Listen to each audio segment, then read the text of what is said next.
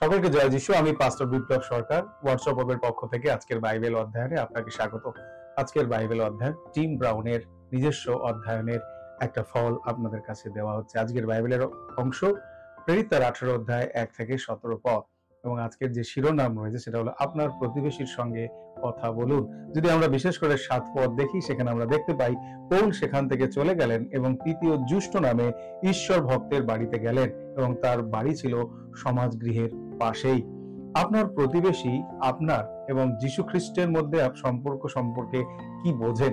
তারা হয়তো এটা জানেন যে আপনি চার্চে যান, তারা হয়তো এটা দেখতে পান যে আপনি চার্চে যাচ্ছেন, কিন্তু আলাদা করে যীশু খ্রিস্টকে আপনি ভালোবাসেন সেই সম্পর্কে তারা কতটা বোঝে।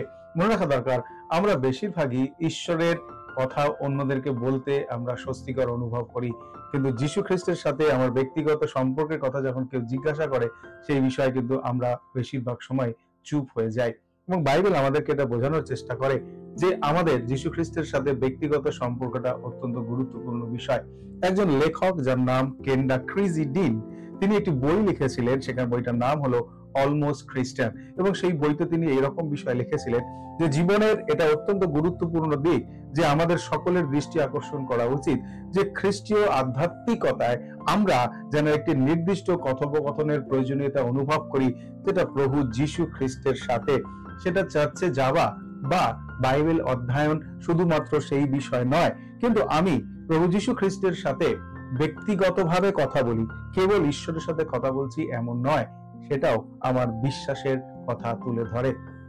অর্থাৎ যদি সহজভাবে বলতে চাই, আমরা আজকেই দেখলাম এই পদে যে পৌল সেই তৃতীয় জিষ্ট নামে একজন ব্যক্তির কাছে গেলেন এবং সেখানে গিয়ে তিনি সুসমাচারের গুরুত্ব অনুভব করলেন, যেটা সত্যিকারে করন্থীয় বিশ্বাসীদের জন্য একটা অনুপ্রেরণার দিক ছিল, যে তারা এই বিষয়টাকে দেখতে পেয়েছে যে ঈশ্বরের নিজস্ব একটা সময় রয়েছেন এবং ঈশ্বর তার সবকিছু সময় অনুসারে চলেন।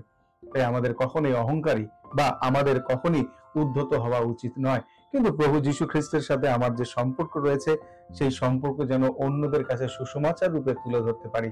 যখন আমরা অন্য কারো কাছে সুসমাচার নিয়ে যাই, তার জীবনে অনন্ত জীবনের একটা সুযোগ এবং স্বর্গে যাবার তাদের জীবনে একটা আমরা সুবর্ণ একটা অফার করে থাকি। তাই আজকের এই সময় যিশুর অনুসারী হিসাবে আমাদের সব সময় আমাদের ব্যক্তিগত যীশু খ্রিস্টের সম্পর্কের বিষয়ে সোচ্চার হওয়া উচিত। আমরা যীশু খ্রিস্টের সাথে কতটা সুন্দর সম্পর্কে রয়েছি। তাই যিশু যখন বলছেন তোমরা আমার সাক্ষী হইবে, তখন তিনি এটাই বোঝাতে চেয়েছেন যারা আমরা তাকে জানি, যেন আমরা তাকে ভালোবাসি, সেই ভালোবাসা যেন অন্যদেরকে বলতে পারি, অন্যদেরকে সেই সম্বন্ধ যেন দেখাতে পারি। যদি তারা আমাদের সম্বন্ধে বলে এবং তারা যদি আমাদের সম্পর্কে কিছু চিন্তা করে, তারা যেন যীশু খ্রিস্টের সম্পর্কে ভাবতে পারে। আমরা যদি আমার প্রতিবেশীদের কাছে না যাই, তাহলে তাদের কাছে কে সুসমাচার নিয়ে যাবে? টিম ব্রাউন এরকম কথা বলছেন। তাই আজকের যখন আপনি প্রার্থনা করবেন, তখন আপনি এরকম প্রার্থনা করুন, প্রভু যীশু, তুমি আমাকে সাহস দাও যেন আমার প্রতিবেশীদের কাছে তোমার সুসমাচার বলতে পারি।